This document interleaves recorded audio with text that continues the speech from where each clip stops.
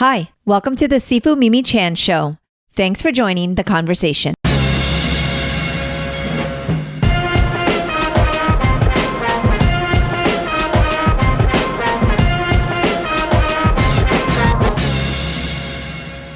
How do our preconceived thoughts affect our decision making? Oscar Agramonte and I explore human blind spots, biases, and risk analysis. We have a candid conversation on the COVID-19 vaccine, politics, and ways to improve how we react to adverse information. I always enjoy my discussions with Oscar and hope you do too.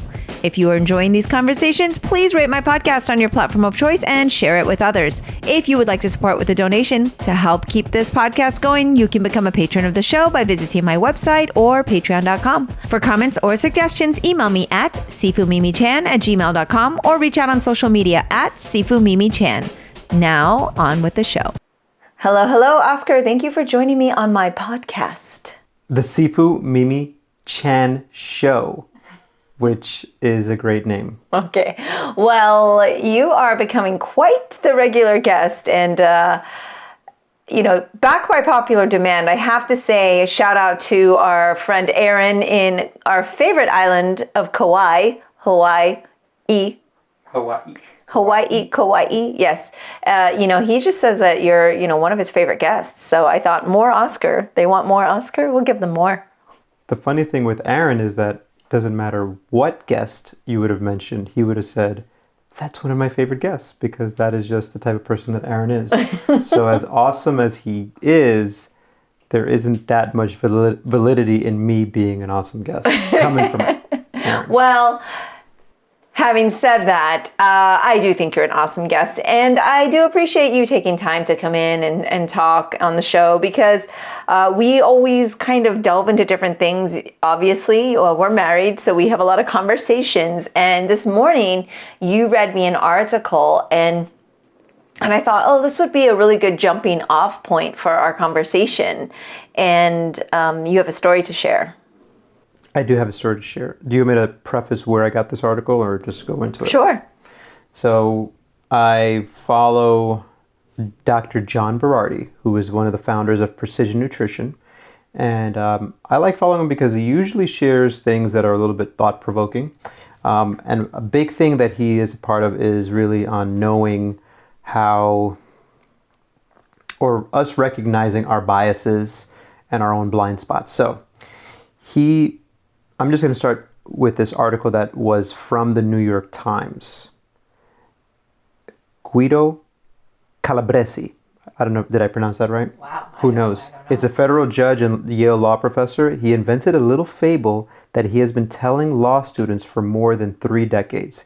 He tells students to imagine a God coming forth to offer society a wondrous invention that would improve everyday life in almost every way.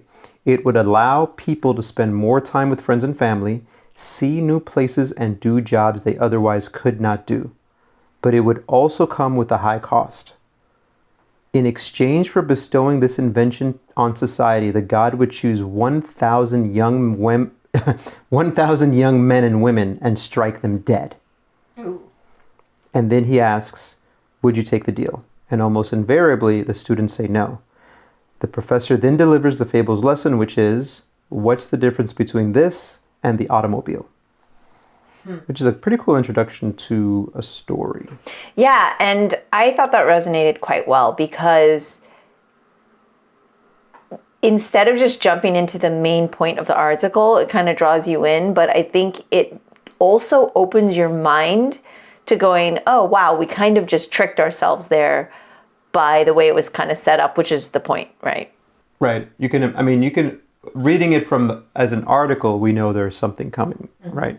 But maybe going into a classroom, it's a really nice way of setting up that basically we're pretty bad at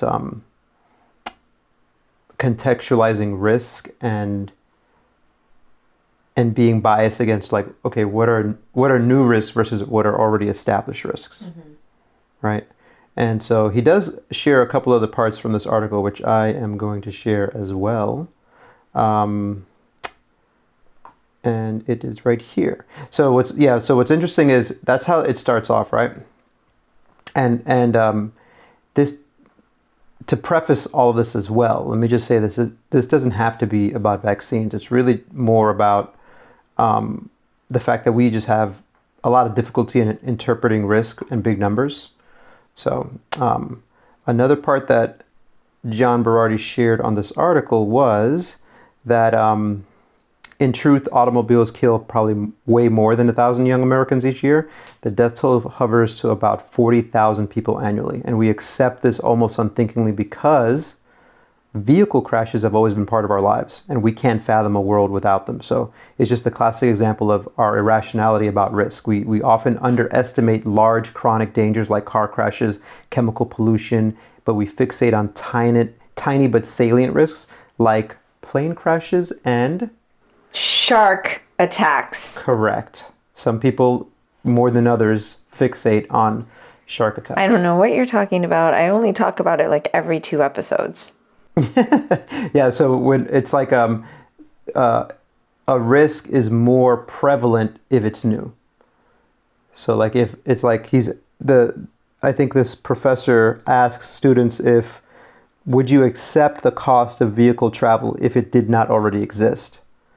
And the fact that they say no shows that we treat new risks and enduring risks very differently. And I guess that's just the human nature, right? Because it's what we don't know, understand, or have had enough time to process, and it's what we're not used to. Mm-hmm. And I think by nature, we are a little resistant to change for the most part. I know this doesn't necessarily apply to everyone, but by nature, we like our routines. We like what we know and what we're comfortable with, which is why we perhaps eat at the same restaurants, maybe even order the same meal or, watch the same shows. It's just that kind of comfort. And it's very comforting to know what to expect. And then when you're faced with something new, add in a million different media articles, opinions, social media posts, and all this other input that you're getting to influence you. Mm-hmm. And it depends on which one gets to you first, right? So if there's an influencer or a particular news outlet that you are more inclined to listen to, perhaps if you hear that opinion first, it changes your perception versus if, like for you and I, if we saw it on like Fox News or something. Yeah, and it's because we're biased. So that's interesting because, as you know, I unfollow everyone who I'm friends with on all social media. No offense to friends. Yeah, no offense, friends, family. I mean, my brother's friended me and I immediately unfollow. But I do sometimes skim through people's Facebook accounts, usually when Facebook says, hey, it's so-and-so's birthday. So I'm like, oh, it's so-and-so's birthday. Let me go ahead and say happy birthday. Then I click on that account. Mm-hmm. And sometimes you look at things, and if they're posting things that are in line with your beliefs and your values, you're like, wow, this is a great post. Check this out. This is awesome. But if they're on the other end of the spectrum, you look at these posts and you're like, what's wrong? I mean, I try not to say what's wrong with this person, but I always look at a post that I disagree with this eye of what's wrong with this post. I'm not and then you look at the comments and it's the same. Someone who doesn't agree with it, they're like, you didn't think about this, this, and this. And someone who totally agrees with it says, wow, this post was amazing. And I think that's just how we are with everything, and we can't help it. So like you mentioned that about Fox News, just saying Fox News because of the way it is in you and I, how we feel about it, we're going to come to it with a certain viewpoint. Mm-hmm. In the same way as probably and this is just me guessing, I could be totally wrong, but probably not. Someone who watches Fox News says, well, MSNBC is super biased and CNN is biased and it's all that other stuff is fake news and even Fox News now is fake and we got to go to get the real news from, I don't even know, other places. Breitbart or something. I have no idea. But I think, and we've had conversations with friends about this too, where I've led the conversation with saying, listen, I know I'm biased. I'm just saying that so are you. And if you don't recognize that, then you're totally off because we all think that we're coming at it from the right perspective. Mm-hmm. Yeah, and I like what you said because obviously we've had many discussions on this off air, but it is true. We know that we're biased, but it also doesn't mean we're not right. Right, so here's the thing. What I mean by that is, to clarify for our gentle listeners, is that you're still okay to have your opinion. And you just have to understand that you see it through a lens of influence. And to say that you're not biased is probably inaccurate. Like, we all have them. But it is also true on the reverse that you can be biased, think of something, and still be open to learning and hearing other viewpoints and processing that, and then still coming back to that same decision, but being a little bit more open to maybe questioning things. And then 9 times out of 10 with you and I, because we've kind of gone down the rabbit hole of questioning, we probably would still come back to it. But on that rare occasion, you go, oh, wow, wait, this new information has now brought a new light to what I'm reading or learning about. And that is then a missed opportunity to learn something. Yeah. And so what I'm thinking about there is how challenging it is to take your emotions out of comments that you don't agree or disagree with. Whether you agree with them or not, it's almost impossible to take the emotion out of it. So I am going to say something that I think for some people they may find very offensive. Are you ready? Go. This is actually a true story. I was having a conversation with someone, and they were telling me how they read the Bible all the time. Okay. And I know where we're going with this. You know where we're going with this, right? So I'm just going to tell the story only because I don't know what the percentages of the people who listen to the podcast are, but I have a feeling that there will be at least a small percentage who are going to be offended by this, right? Because of what I'm about to say. And now they're listening in even more intently. And so this person said, I read the Bible every single day, and that's the truth for me. And I know that what the Bible says is the truth, and the word of, Jesus, the truth, etc. And I said, hey, that's great. I don't believe that. And they were taken aback a little bit, but they wanted to continue engaging. And they said, well, what do you mean? You mean you don't believe in any of these things? And this was my response, because sometimes I'm a little bit of a jerk, right? And I totally... You do like to twist... I like sometimes, right? So my response was... stab a little, poke a little bit. My response was something to the effect of, listen, I just think that the Bible's full of stories, and most of them are just made up stories. And I find some of them boring sometimes. Maybe it's, I'm saying, I'm filling this in now, but maybe it's because I'm just not smart enough to not find them as interesting. And I just so happened to be reading at that time a comic book, which is one of your favorite comic books, by the way. Yes, it is, yes. Called Lucifer. Yes. About Satan. Who is from a character in Neil Gaiman's Sandman. Neil Gaiman's Sandman Right. character, Lucifer. And it just is just one of these things where it's timing. So my response was, listen, the Bible's full of stories. I'm glad that you like them. I just think that they're all made up stories. I also like reading made up stories. I just so happen to be reading a comic book called Lucifer. And I prefer that story because it's more exciting and it's got pictures. Now, I find what I just said funny. But I know, and I'm saying it because, listen, I grew up very strict Catholic. Like, if my mom, which she has heard me say this, were to hear this, it would make her skin crawl, and she'd be like, what is wrong with you? So part of what I said is in jest, right? And part of it is true. Like, I like reading stories. But I think the reason I said this is because, to go back to our conversation, is that some people will hear what I said, and immediately their emotion is going to cloud their judgment of what I said.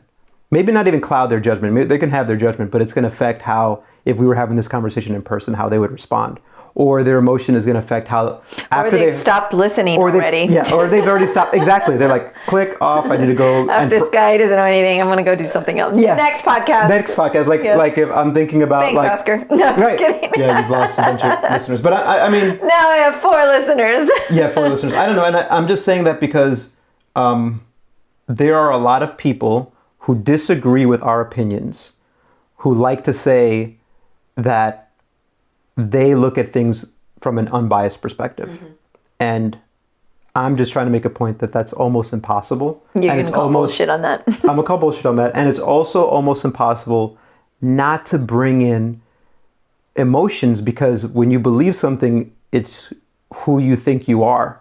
Like it's like if you read something or listen to someone say something, it's hard to not take it personally. Yeah, you're taking it personally. Yes. Like they're going against not just what I believe, but what I believe is me. So they're going against me. You know what I mean? Yes, I think the last 4 years of politics have taught me very much to learn to cope with those feelings and those emotions and that taking it personal thing. And as everybody knows, I've had many conversations with the amazing Greg Rucka, and we are going to be resuming, by the way, listeners who are like tuning in and going, oh, it's not the Mimi and Greg show today. Right. Most of their listeners, as soon as it started, you said, hello, Oscar. They're like, click. Let me just wait for Greg to come back on. But we've had a lot of conversations, and he's done, because he cannot, he's just done, like with the 45 supporters, and I'm there with him. At the same time, though, you and I have talked about this a lot. Like, if anything that we've learned in the last 4 or 5 years, it's how to be able to separate what we believe and what we know to be true about ourselves and about how we feel. Let's take, for example, the former president, who we shall not name because it's like Beetlejuice, and I feel like, we just don't say the name, 45. And it's like we feel so strongly that it immediately changes your perspective on someone if you know that they're supportive. So it does, but you and I are a little bit different here. Mm-hmm. Whereas you and like Greg have mentioned, well, actually you and I are pretty similar in most things, maybe just in our emotions. but it doesn't bother me as much if someone supports him as much as it did in the beginning, because we and you and I both interact with people on a daily basis who do support him and are generally very good people. And so we have to be aware that sometimes someone supports someone for maybe one thing, not the entire thing. Like in the same way that we are able to look at nuance and see the gray, it's not just black and white on things that we believe in, they can also probably look at the gray in things that we completely find abhorrent. Like we find 45 abhorrent. Like this person is a horrible human being. That's just, I don't mind saying that, and knowing that probably 90% of the people who pay me to train them probably support this guy. I don't mind saying that, but at the same point, I don't begrudge anyone who supports him, because what am I, like, let's say I'm training someone who's been alive for 55 years. Their 55 years of history is what makes them come to that decision. I can't change that. So I don't know. It's kind of tricky, but I really try to take the emotion out of it when it comes to this particular person who's such a big trigger. Yeah. Well, what I was getting at before, which is what's phenomenal, is I can pretty much overlook anything, like anything I disagree with.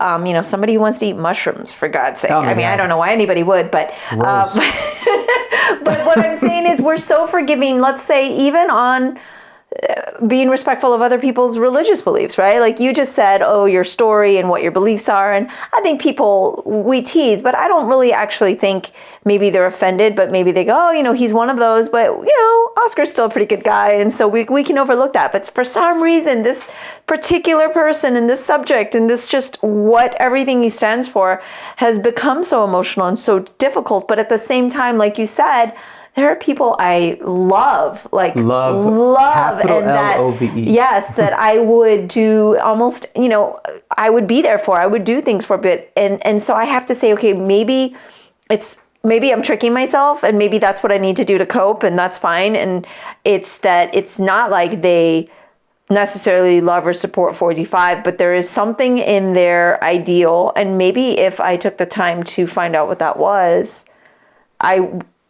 until I do that, I can't judge and I can't be angry and I can't dismiss.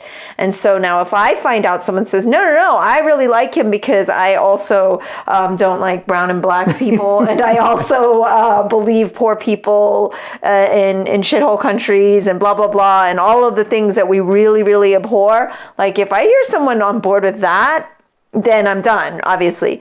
But if I'm able to connect and say, we really just have a difference in how we see even something that I do feel really passionate about, like healthcare. Like people all should be entitled to healthcare, but I can kind of look over I can overlook policy, and I can overlook these things because everyone grew up so differently and in different times and places. So I think it becomes we need to explore that, right? We need to ask questions if we're ready for those conversations to get the answers and then make informed decisions. Just like kind of bringing this back to what we were talking about at the beginning with something like the COVID vaccine, right? Like you can immediately have a gut reaction because you're biased, because you either are 100% for it or 100% against it. You could either believe COVID is real and killing people, or you could believe that it's just inflamed by the government and that they're trying to input, chips into our bloodstream or implant. I don't know. I mean, there's the extreme of everything, right? There's the extreme. And I think there's something to be said for us as martial artists, never believing that anything extreme, like balance, yin and yang is the way of life. But like being able to hear something and go, "Ooh, I don't agree with that," instead of pushing it away, going, okay, let me ask a couple questions either to myself or to an expert or to somebody that you can have a civil conversation with. And then from there, not just taking your first reaction, but maybe taking your third reaction after gathering some information. And that kind of leads us into like what actual like a risk analysis is, right? Like instead of just saying, okay, here's a scenario, boom, I'm going to just react off of that. Like you have to kind of assess. And that's just also taking that step back, right? Taking that moment and that step back and exploring further and gathering more information and making informed decisions. Well, the informed decision is the hard part. So like your point of our visceral reaction towards 45 made us initially go, well, anyone who's for this guy is wrong. And now your thought processes, I think this is spot on, which is like, well, maybe I haven't taken the time to find out why they support them. And then if you find out the reason is, oh, I get it, it's because they hate black and brown people and that's why they support 45, then it's like, okay, then we're done. Or on my side, I think that's less likely the case, but there may be some people who are like, no, I support this man because he's all about himself. He brought himself up. He's responsible for, this kind of like egomaniac. I also am easy to dismiss that more so because that to me is abhorrent. Someone who is not humble, who doesn't realize that the reason that they are where they're at is not because of them. It's because of this accumulation of all of these things. There's no person who could say, I am here only because through me. And so that's what I think 45 represented the most. Was this, I am the sole. And again, that's what I felt that he did, right? Obviously his supporters may or may not, but and obviously there's definitely some tendencies towards racism and disparaging like people who aren't like you and rhetoric that we thought was stupid and vile, right? But that doesn't mean that someone who supports him is stupid and vile, because maybe vile, but usually not stupid, because it's usually the smartest people who are able to convince themselves of doing something, whether it's wrong or whether it's right. Like the smarter you are, the more you can convince yourself of whatever it is that you're doing. Yeah. And then that feeds into another different conversation, which I don't want to get into today, which is misinformation and what we feed ourselves, right? Like the information that we decide we're going to get, which leads us back to being biased and only reading things that confirm our bias. So this is so that I can not keep looking back at this article and get confused of what we're talking about. But so when I saw this article, I respect this guy, Dr. John Berardi, right? So immediately I was like, oh, let me see what he says. But let's say someone else posted this who I had opposite views from. My first look at it would be like, all right, let me see what this person posted so that I can not take it down, because I never really respond to these things, but more to say what's wrong with this article. But one of the things that they talk about here is that in that article that we shared at the beginning is that COVID-19 definitely presents this risk, right? It's a global pandemic. It's upended daily lives for more than a year. It's changed how we live, how we work, what we wear in our faces, it's just feels like it's everywhere, right? But it's also with the vaccines curable. Like the vaccines, for those who are vaccinated, it's almost nearly eliminated death, hospitalizations, and other serious COVID illnesses. But yet, for those who have really taken COVID seriously, even after getting vaccinated, they continue to really obsess over all of the risks from COVID. And what this article says is that the reason for that is because it's so new and so salient in our society. And maybe that is not, I don't want to say the smartest thing to do. It's not taking into account our biases and our risk analysis, right? Because the truth is, and this is just one example of one government data post is saying that 5,800 fully vaccinated Americans contracted COVID, which sounds like a big number, but when this was taken, that means the chances of getting COVID once you're vaccinated is 1 out of 11,000. You are way more likely to die in a car accident. So, but even reading this, because you and I have been so careful with COVID, like, I don't want to say that I have this visceral reaction, but I have a reaction to just reading that. I don't know if you did as well. Like, my reaction is like, oh, that's a really good point. But like deep down in my gut, it's also like, wait, am I being too careful, not careful? Like, am I doing the right things? And I think that if someone who saw this, who's, let's say they're totally anti-COVID, like it's not, let's say you're one of those people who are like not believing it's that big of a deal, they would read this and see how unreasonable those other people are being by wearing masks. And then on the complete opposite end of the spectrum, someone's reading this is like, no, but it's still super important to wear masks. Yeah. And I think if we read further into that article, it also explains that, yeah, you maybe don't need to wear a mask if you're vaccinated. However. Right. So then another part of it, which is a pretty cool thing, is saying it's true. Experts believe vaccinated people should still sometimes wear a mask, partly because it's just a modest inconvenience. It's not really that inconvenient. And I also personally believe this because I train clients all day with a mask on, and so do you. It's not that big of a deal. It's a very modest inconvenience that further reduces the risk. Even if you and I are wearing masks, we're further reducing this tiny risk. Because you and I are fully vaccinated. We also then wear a mask. So we're reducing the tiny risk we have even more. That's just being, I think, decent. Like, we're just saying, hey, listen, solidarity. That's what the article says. Yeah. The mask is a symbol of solidarity. It's not just our risk, but we're also helping reduce other people's risk. Right. Even though the likelihood of us spreading it, being fully vaccinated is low, probably lower than someone dying from a car accident, right? It's still, hey, we're still in this together. Let's show this solidarity. Yeah. And I think that's where maybe with people who are closer to our end of the belief would be upset with this article. Does that make sense? Yeah.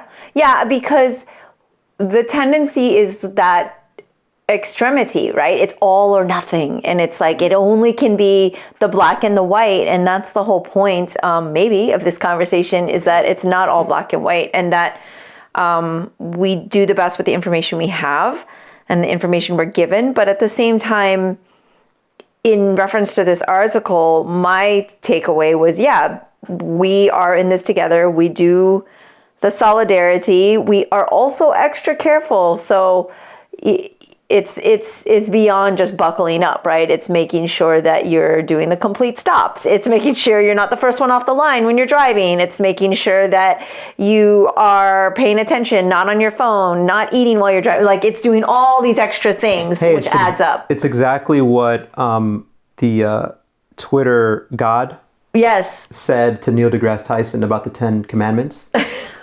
Do you remember this conversation? No. But please remind me. Last religious joke so those who are wondering what he's talking about, of course, if you're on Twitter, there is God on there. There's God on Twitter, and he's very funny. Now, I have unfollowed everyone on Twitter. I don't follow anybody on Twitter. I would listen to still very funny. the Neil deGrasse Tyson podcast, which I stopped listening to also only because, God, there's just so many freaking podcasts. And my top one is this one called the Sifu Mimi Chan Show. So, you got to have your priorities, right? But I used to listen to this podcast, and Neil deGrasse Tyson had God. he interviewed him. And there was this one line where, and he has this kind of very boisterous voice like, well, Neil, you know, as God, blah. But anyway, he says, Neil deGrasse Tyson says, hey, so what about the 10 Commandments? Any updates on that? And the voice of God says, well, you know what, Neil, the 10 Commandments, really not necessary. Really, there should just be one commandment. Don't be an asshole. And that's it. If you just don't be an asshole, then everything else will be. And that is just the first thing that I thought about while you're going through the list of like, don't cut people in line. Like, it's basically you're saying, hey, don't be an asshole. And so to circle back to the story of me me jabbing at this lady who reads the Bible is, God was right.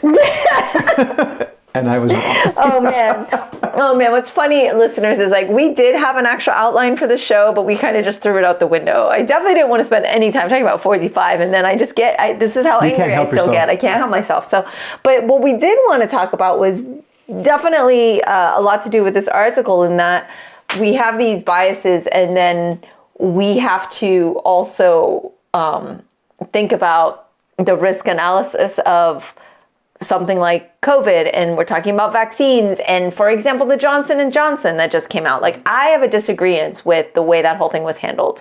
Please share. Because I really feel, and I'm not a medical professional, however, I have had really great conversations on this show. I will plug that now with Dr. Gupta, who is, the head doctor for March of Dimes, and he's very, very intelligent and much more versed in vaccine knowledge than I am. But it was awesome because he basically fed into my confirmation bias, but actually he was giving me medical fact, not opinion, right? These are actual facts. And in my opinion, with the Johnson & Johnson thing, it's like, one is maybe they approved too soon then if they weren't ready to go full force. I get that we were rushing to get things going, but like they should have not, put it on hold, then gone back. I mean, the damage right there, media-wise, is done. Like, people are already so hesitant, and so they're just looking for any excuse.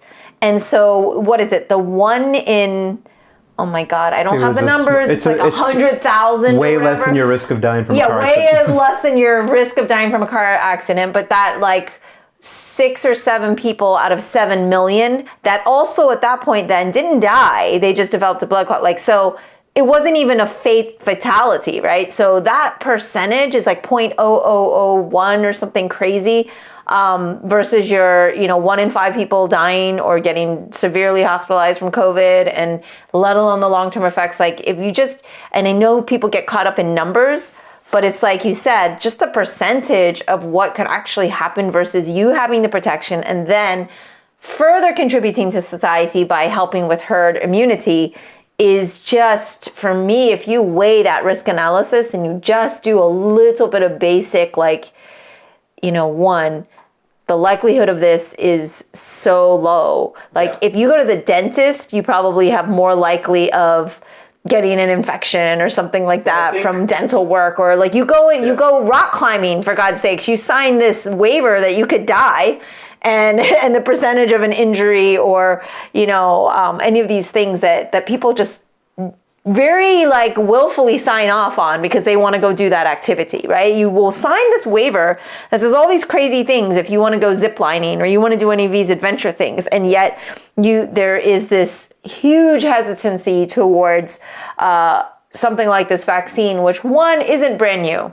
Like, yes, it's new in terms of the vaccine they started with had to get updated. It's the wrong word, but it had to get, it had to be created for this specific virus strain. But, coronavirus medicine had already been established, and vaccines in general have already been established. And long-term effects of vaccines have been studied for years and years and years, dating back to polio, right? So we're looking at something where there is research. This isn't new, but COVID itself is new. We don't even know yet how horrible it's going to be for those people that are supposedly recovered. Like that's coming down the pipeline. We don't know of, right? That's something we haven't even, so the risks of all these things, like, to me, it makes such clear sense.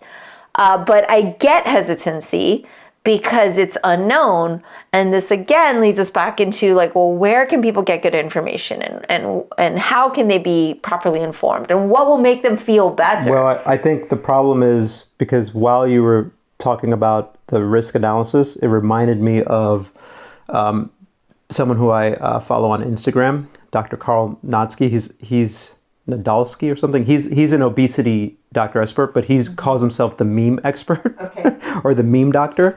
And I show you his memes sometimes because they're really funny. But one, he had this great meme that said, it was like, Americans, quote, "I'm not getting the COVID vaccine because I don't trust what they put in it." And then he has a picture like of the McRib. And he goes, also Americans, woohoo, the McRib is back. So one, that kind of just made me think of what you were talking about, risk analysis. But two, to your last point of how can people get quality information, unfortunately, and I don't know how I heard this recently, someone, I think it was, it might have been, you know what, if you want to get good information, Axios newsletter daily has 10 points, and I'll go over kind of why that's really good. But I think that's where I heard this, where I think it's Elon Musk said, he who controls memes controls advertising, marketing, or society or something. And the reason they pointed this out is because people don't want in-depth analysis. They want a meme. So a meme like this one that I talked about, Americans, I'm not getting COVID, I don't know what they put into it, and also Americans, woohoo, the McRib is back, in one picture, that's encapsulates, brilliant. It's very brilliant, encapsulates what we feel, but it doesn't really have a lot of analysis depth, like information. So I think I may be wrong, but I think we're screwed with any desire or hope that people are going to get good information, because you and I both. I need to share that meme, by the way. I think that's brilliant. You and I both have followed some memes that go, wow, that was really funny, and it's kind of either funny to us because it's confirming our biases, or I don't know, making fun of something. And that's why it's really good information. But the Axios newsletter is every day they come out. And what I really like about it is it's only 10 points. So you can go onto Axios.com and hopefully you're not so biased that you hear the word Axios and you go, they're, I don't know, fake news or whatever, whatever it is. But I'm not going to even read you any articles, but basically every day here's the top 10. And it says, here's one big thing. And they'll tell you what this one big thing is. They'll put it in one sentence. Then it'll say, after seeing that, it's like, why does this matter? And it gives you, why does this matter? And then the next step is, here's what the next steps are for that. So, and a link to go deeper if you have the time. So if you're the type of person who doesn't have a lot of time in the day, me personally, I really like that. Every morning, it's like, I think it's called Axios AM, and it gives one big thing and like 9 other things, and it's like, here's between the line, what's next. So you can, and each of these have links if you want to go deeper. Right. I think what's really great about that too, because news in general, if you hear it and see it, like, you watch the news, for example, we've talked about this in the past before on how purposefully stress-inducing it is. I mean, I think you and I were laughing because there was some tropical storm or it's Florida. There's always something. We've had regular rainstorms that are worse than some of these quote-unquote hurricanes or tropical storms that have come through where, like, it's been no joke, right? So there was some tropical storm warning, and it wasn't a big deal. I'm not trying to minimize people's safety, but the news guy was like, and now the winds could really pick up, and people could die. I thought it was like The Onion. Like, I thought it was a joke. I thought it was like a spoof on news. I'm like, this is a real quote unquote meteorologist that is trying to get people scared and freaked out, but really, I don't think, honestly, that was the goal. That's what happens. But I think it's just, hey, look at me, look here, watch our channel. Like, they're doing all of these crazy things to get people to watch because it's addictive. But at the same time, it's like, yo, man, like, why do you make people like go crazy, start boarding up their house for like a 15-mile-an-hour gust that comes through and like one leaf blows down? But in Florida, Like that's where we have never that. panic. Like We've been very lucky. One of the funniest memes though is also here in Florida, Category 3 hurricane, just a 3, and there's people like at the beach, because it's like we're so used to hurricanes. So I mean, obviously, I want people to be careful and mindful of that. But what was getting at in this very long roundabout story is that sometimes just reading what you want to get intake is best, because then it's in your head, you're hearing it, versus getting that extra stress. And I mean, it's purposeful. They want you to get all like worked up. They want you to keep watching because, I don't know, there's like science stuff that happens in your brain where dopamine, you get a dopamine hit basically. Yeah. You get a dopamine hit in your brain, which is one of the neurotransmitters in the brain, which basically gives you, it's a feel good neurotransmitter. You're like, that just is, it's like whenever you have a cookie, like, oh, that just tastes delicious. But the problem too is that we can become dependent on that. And I think, so it makes me think from what you're saying with memes like that, where you said, wow, that's really funny. But then also the news story, and even anything that you read, if you get a very strong emotional, visceral reaction from it, and this is just maybe under the banner of news, but it could probably be all advertising, we probably should realize that, okay, that was done purposefully. And so there's a reason behind that besides just giving us information.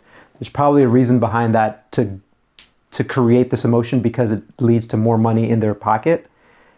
And so again, to bring up that Axios newsletter, I don't think I've ever gotten this big visceral reaction. I just go, oh, okay, this is pretty interesting. It's never been like, yeah, they're right. Or they're wrong, and let me find out why they're wrong. It's always been like, oh, okay, cool, that was very informative. Right. Okay, great, that was very informative. well, this also kind of leads us to, because we've been talking a lot about this basically getting information, knowing that we're probably biased, and then what is our reaction and what is that next thing, right? So we're talking about what happens when we get the information, and I think we mentioned, yes, take a moment, question it, or read further, right? Gather more intel kind of thing.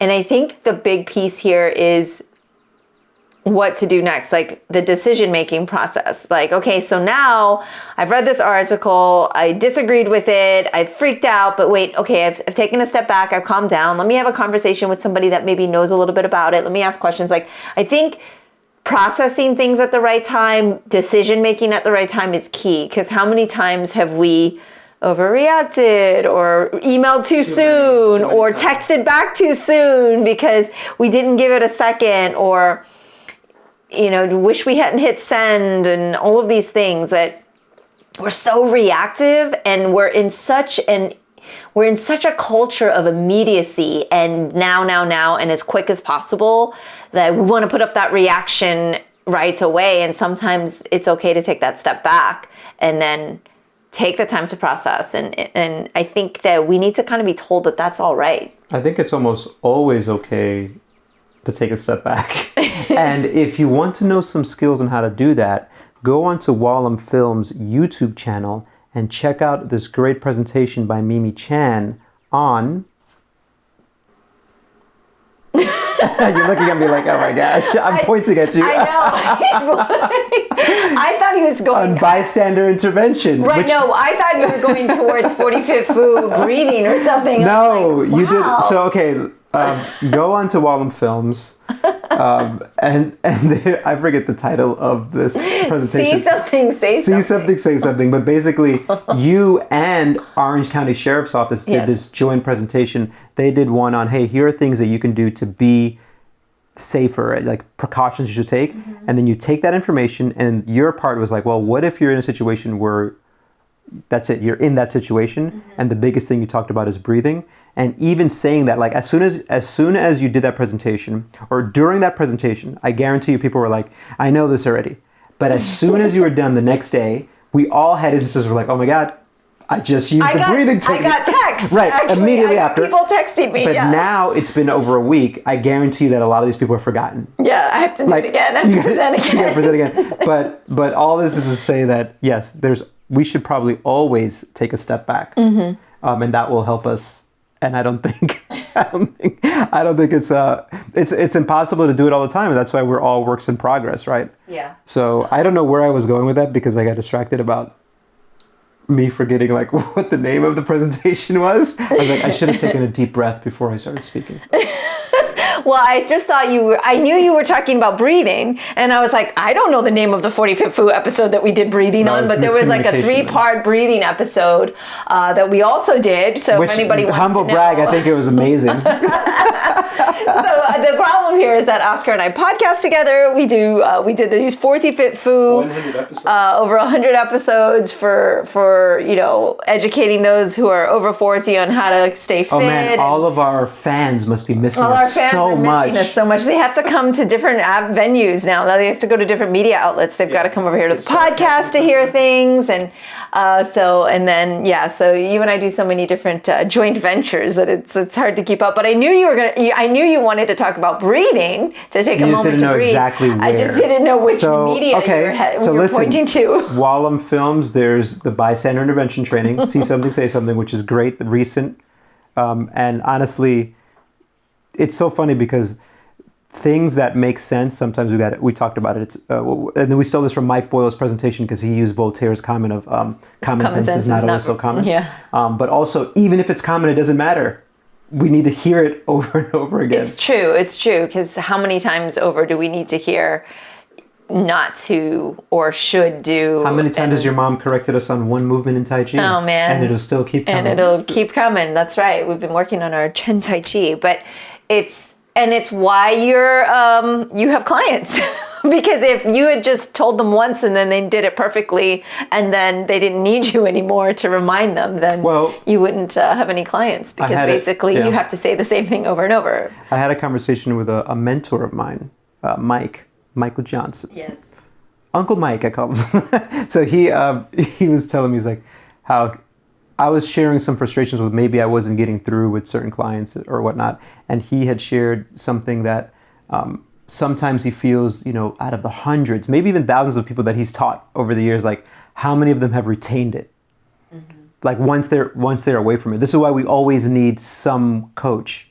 And it makes you think like, yes, I think coaches as a Sifu, we provide a lot of value and teaching, and there's a lot that people take out of it. But there is also, unfortunately, real life where even if someone trains with you for months or years or whatever, that after they move away, sometimes they lose a lot of that. And it makes you feel like, was it all worth it? It still is definitely worth it. Mm-hmm. But I think the frustration is like, how could we be better at getting through? And yeah. I don't know if it's all our fault. Mm-hmm.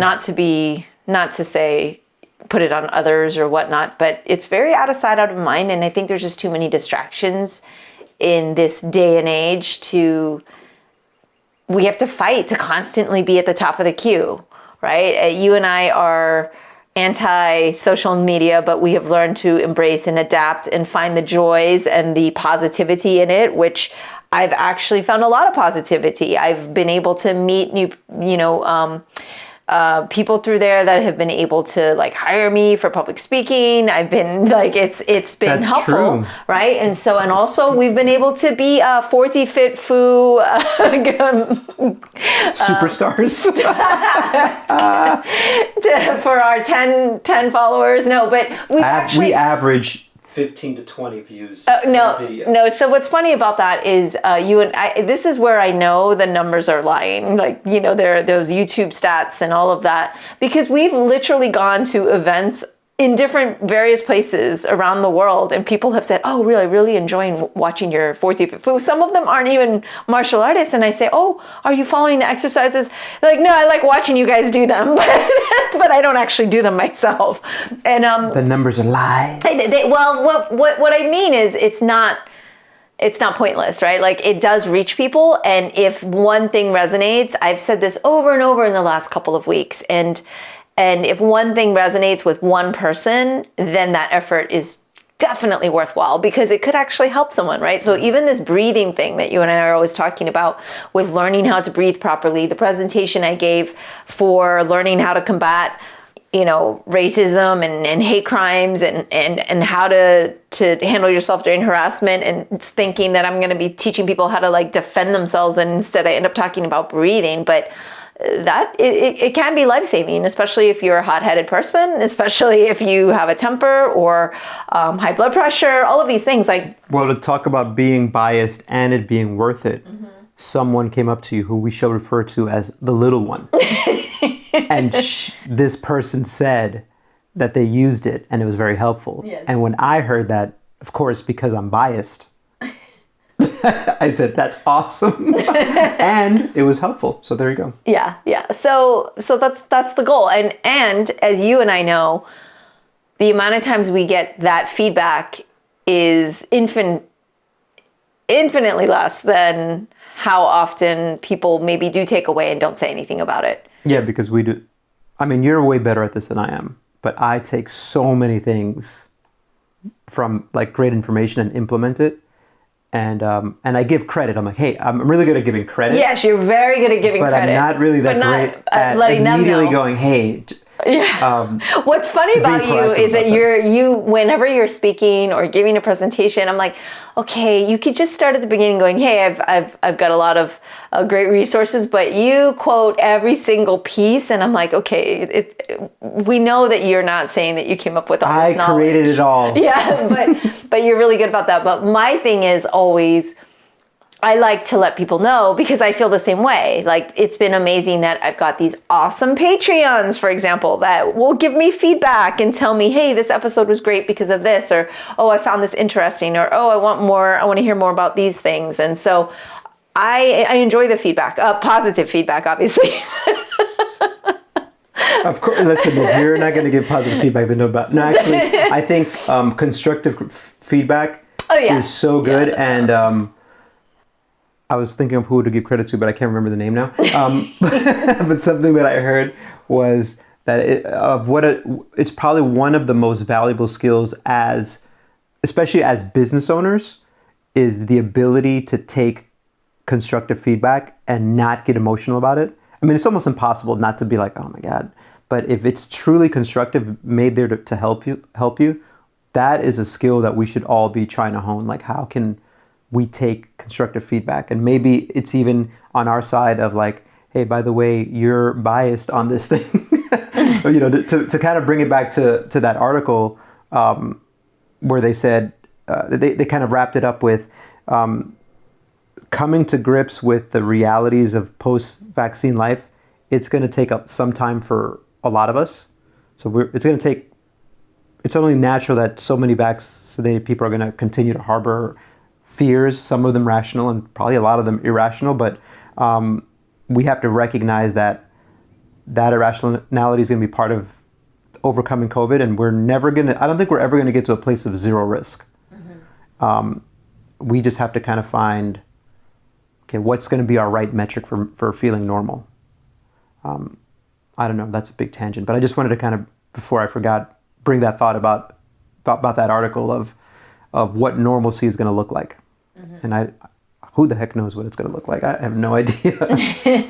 Yeah, I think masks are definitely in our future for a bit. And there's not that big of a deal. I mean, if you've ever been to, you know why too? You and I have traveled to Asia quite a bit over the last however many years, and it's such a normal thing there because the population size is so much. Dense, yeah, it's so dense, and it just proves to be a very good way of helping contain germs and being clean and safe. And kind of as we wrap up here, though, it's I can't believe we are coming on the almost halfway point through the year. I mean, we're pretty much in May now, which this month I will be hopefully having some really great conversations to honor and recognize Asian Pacific American Heritage Month. Obviously, this is huge with all the... That's why I thought you had me on. This is huge with all of the anti-Asian hate that's been happening, and I really want to delve into some deeper conversations there and really just try to keep it more positive and really honor some of that heritage that, of course, I feel so connected with. Perhaps we could plug Pui Chan Kung Fu Pioneer here and tell everyone to go watch that. On Amazon, right? To honor learning more about the Asian culture. I think that's one of the best ways too, right? Is to learn something in order to honor it. I'm a huge fan of learning. To sometimes my financial detriment. Well, thank you for being so understanding. Like, Oscar, you're going to learn something else. Why don't you implement the other stuff you learned? Learning, great. Implementation? Not that I'm working on it. No. And then also another thing that's really dear and important to me is mental health. And I know that there is some May. I know in May it's like mental health awareness as well. And I definitely want to address and encourage that. So lots of cool conversations coming up. Maybe Oscar will be on with some of them, maybe not. I'd love for your listeners to be like, just be honest. Just tell us the truth. Just send me a message, and you can even tag me if you want. Because I'm clearly biased here, everyone. Yeah, right. Just be honest. Just send them as like, can you please just not have Oscar on again? Especially so soon. Too soon? Too soon. Yeah, because this was only one apart. Normally it's about a month apart. But actually this is Greg's fault because I wasn't able to get it. It's always good to blame. You could just say, oh, Greg, usually he's my every other week now. And we were pushing out 1 week with him, but I do have an appointment to talk to him soon. Well, our schedule's just been a little off. A busy job. I'm trying to work less, to be honest with you. Oh my gosh. Okay. Well, so what do we have in conclusion for our listeners here? I had a thought, and I'm trying to pick it up while I'm speaking, like kind of like this vamping thought, right? I wish listeners could see you because we're doing this like my hand gesture. Yeah. And I think a big part of it is talking about, because I guess the theme is our irrationality, our biases, being cognizant of that. The theme, that whole theme can be solved if you follow Sifu Mimi Chan and Wallam Films, because the answers are there. You have breathing tactics, you've got fitness tactics, you've got kung fu tactics. You got a lot of tactics. You got a lot of things that you can add to your arsenal for self-improvement if you follow Mimi. Don't follow me because it's rare that I post anything of value. And that's not true. Usually the highest quality stuff comes when I combine it with Mimi. And that may be biased, and I'm okay with being biased towards how awesome you are. So that's how I'm concluding my side. All right. Well, listeners, thank you guys for entertaining us for the past. What I'm saying is allowing us to entertain you, and I hope it was entertaining. But I always enjoy talking to Oscar, so it just keep listening. Don't judge based on this episode. If this is your first time at the Sifu Mimi Chan show, just know that that this is as awesome as it gets. Hey, okay, you know what? I just remembered what I wanted to wrap up with. Okay. This show is awesome, and it's sort of like, oh boy, I'm coming back to religion. It's sort of like people who study evolution and the history of evolution and the science that comes with it. Things like the specific adaptation to imposed demand, which is the force that you put into tissue makes that adaptable. That comes from evolutionary science. And the cool thing is, you don't have to believe that for it still to be real, just as you don't have to believe that this podcast is awesome for it to still be awesome. Those are just facts. That was what I was wanting to wrap up. All right, very good. We are going to end it there, everybody. Thanks for joining us, and thank you, Oscar. Thank you. That's all for today's episode. Thanks for listening to the Sifu Mimi Chan Show. Please subscribe and rate my podcast on your platform of choice and leave a review. You can become a patron of the show at patreon.com/SifuMimiChan to help keep this podcast going. Follow me and interact on social media at Sifu Mimi Chan on Instagram, Twitter, or Facebook.